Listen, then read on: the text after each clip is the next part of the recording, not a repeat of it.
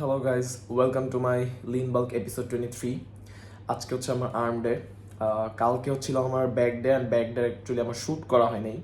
তো শ্যুট করার পিছনে আমি একটা রিজন দিতেছিলাম আমার যে ফেসবুক পেজ আছে ওই জায়গায়।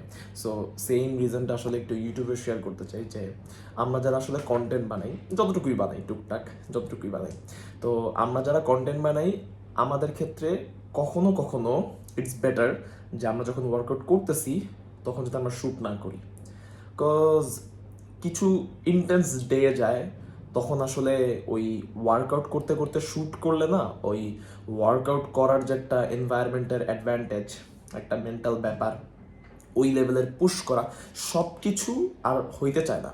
মানে আমি যদি কনসিস্টেন্টলি অলওয়েজ ওয়ার্কআউট করতে করতে শ্যুট করি, তাহলে একটু শ্যুট করার অ্যাঙ্গেলস, হাবিজাবি লাইটিং, এগুলোর পিছু একটু ফোকাস করতে হয়। So that is Y workout করার যে একটা ব্যাপার, ওই ব্যাপারটা মানে একদম 100% এনজয় করা যায় না। পুশ করা গেলেও এনজয় করা যায় না, বিষয়টা এরকম।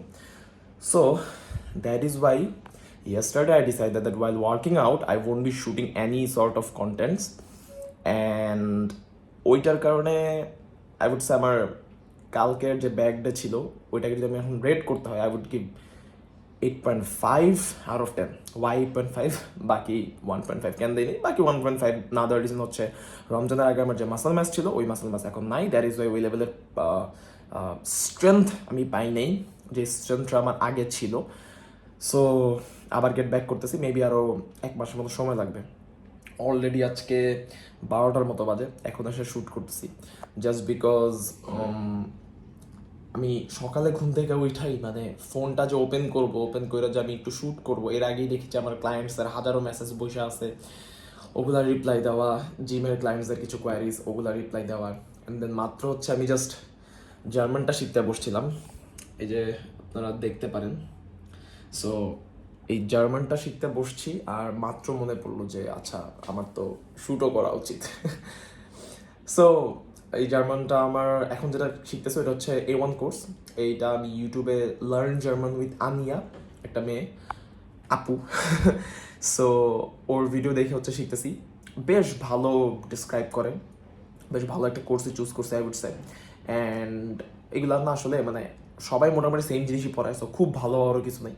বাট ও খুব ফানি ওয়েতে, খুব ফ্রেন্ডলি ওয়েতে জিনিসটাকে প্রেজেন্ট করতে পারে, ওইটা অনেক ইম্পর্টেন্ট একটা ব্যাপার। জিনিসটা আসলে কনসিস্টেন্ট রাখে যে কোনো একটা লার্নারকে, যেমন আমাকেও রাখতেছে সোফার। ল্যাঙ্গুয়েজ শেখার ব্যাপারটা আমার কাছে এত ফ্যাসিনেটিং হইতো না যদি না আমি এই টাইপের একটা কোর্স সিলেক্ট করতাম। So big credit goes to that guy, sorry that girl. So আমার কাছে মনে হচ্ছে যে আরও মেবি 2 সপ্তাহের মতো লাগবে, দেন আরও 1 সপ্তাহের মধ্যে আমি আরও একটা কোর্স শেষ করবো, দেন উইদিন 4 উইকস হচ্ছে আমি একটা A1 এক্সাম দিয়ে ফেলবো। বাংলাদেশে A1 এক্সাম দিতেও বেশ ভালোই টাকা পয়সা যায়, মেবি 14,000 টাকা 16,000 টাকা লাগবে জাস্ট এক্সাম দিতে। অ্যান্ড মধ্যে যদি কোর্স করতাম আমি গইতে ইনস্টিটিউটে, তাইলে মেবি আমার 22,000 টাকার মতো বা 24,000 টাকার মতো লাগতো in total course plus exam. So hopefully এখন তো আমি আর কোর্স করবো না, এখন তো আমি কোর্স নিজেই ফ্রিতে করতেছি ইউটিউব থেকে। অ্যান্ড আমার দ্যাটস ওয়াই হচ্ছে অ্যাপ্রক্স 14 থেকে 16,000 টাকা লাগবে। আর এনিওয়েজ আপনাদের সাথে আমার এখন দেখা হবে হচ্ছে ইদার লাঞ্চ করার পরে, আর নাইলে হচ্ছে একবারে জিমে যে আর্মডের শুরু করবো। আর আর্মডেতে আমার জিনিসগুলো খুবই সিম্পল থাকে। অন্য সময় আমার অন্য ভিডিও যেভাবে দেখে আসছেন, আর্মডেতে একটা rope push down, normal bicep curl, and then হচ্ছে ওভারহেড এক্সটেনশন ডাম্বল দিয়ে, অ্যান্ড দেন হচ্ছে হ্যামার কার্ল দিয়ে শেষ করে ফেলবো। So see you guys at the gym.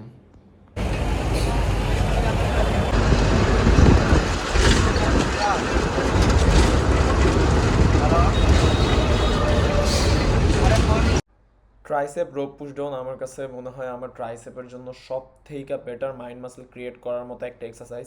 এইটাতে বেসিক্যালি আমি আমার লং হেড শর্ট হেড দুইটাতেই অনেক ভালো ফোকাস করতে পারি।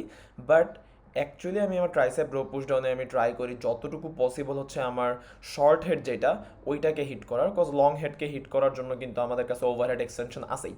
অনেকেই দেখি হচ্ছে ট্রাইসেপ রোপ পুশ ডাউনের থ্রুতে কোন পার্টিকুলার মাসেলটা হিট হইতেছে এইটাই একটা ভালো আন্ডারস্ট্যান্ডিং নাই। তো ট্রাইসেপ রো পুশ ডাউনের থ্রুতে কিন্তু অ্যাকচুয়ালি চাইলে আমরা আমাদের দুইটা হেডকেই, অর্থাৎ লং হেড শর্ট হেড দুইটাকেই খুব ভালো করে টার্গেট করতে পারবো। বাট যদি আমরা ট্রাইসেপের দুইটা মুভমেন্ট করি, যেভাবে আমি করতেছি হচ্ছে একটা রো পুশ ডাউন অথবা যে কোনো একটা পুশ ডাউন এবং একটা ওভারহেড এক্সটেনশন টাইপ কোনো মুভমেন্ট, তাইলে কিন্তু পুশ ডাউনে আমাদের উচিত হচ্ছে আমাদের শর্ট হেডটাকে টার্গেট করা, এবং আমরা যখন আবার ওভারহেড এক্সটেনশন দিব তখন হচ্ছে আমাদের টার্গেট হচ্ছে আমাদের লং হেডটা। আর্মসের ক্ষেত্রে অনেক বড় একটা পার্ট হচ্ছে আমাদের ট্রাইসেপ, সো অলওয়েজ বাইসেপের পাশাপাশি ট্রাইসেপকেও একদম ইকুয়ালি ইম্পর্টেন্স দেওয়াটা অনেক বেশি ইম্পর্টেন্ট, কজ দিন শেষে কিন্তু আমাদের ট্রাইসেপটাই আমাদের হাতের সব থেকে বড় মাসেল পার্ট। সো এইটা যত বড় হবে নিজেদের হাতটাকেও অত বড় লাগবে দেখতে।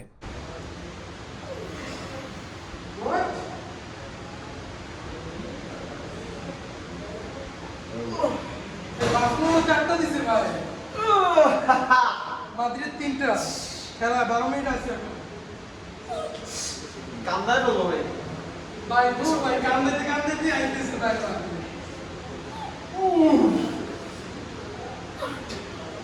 দুটা গোল দিয়েছে, দুটা আবার কচ্ছপ দিয়েছে, একটা পেনাল্টি একটা গোল।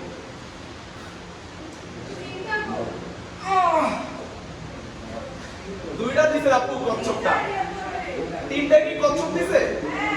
Sheet.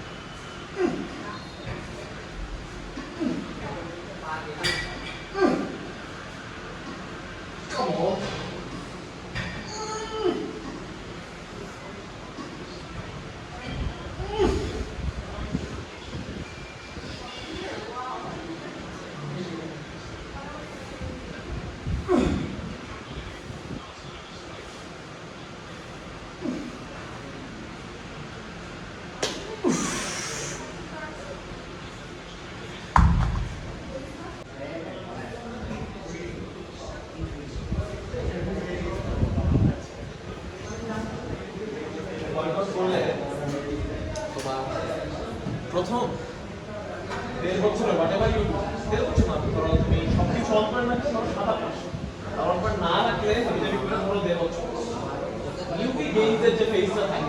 Whatever you do, you will gain muscle. If you wanna lose weight, you will lose weight. Body ভালো রেসপন্স করে, you will gain the power. After that, ওই 1.5 বছরের কনসিডার এটা সবারই ডিফারেন্ট একটা 1.5 বছরে গেইন হয়ে যায়। 1.5 বছর পরে যে তোমার ফিজিক দেখা বেটার মনে হয় না, it has to be a man. It has to be a man. কারণ 1.5 বছর পরে ওই বিয়ন্ড ফেলিয়ার চেষ্টা করা লাগে, ওইটা আর কি ইভেন 1.5 বছরে ওর যদি ওই জিনিসটা না আসে যে আমার যে ফেলিয়ার চেষ্টা করা লাগবে, ওরটা একটা অভ্যাস হয়ে গেছে। ও আচ্ছা এই রেপটা যায় না, ওকে ফাইন, এটাই মানে ফেলে দিই।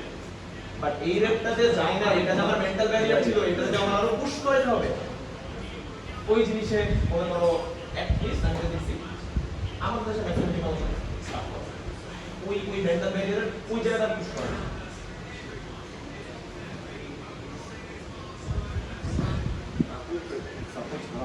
আমার তো ধরে ও থাকলে আমার সেকেন্ড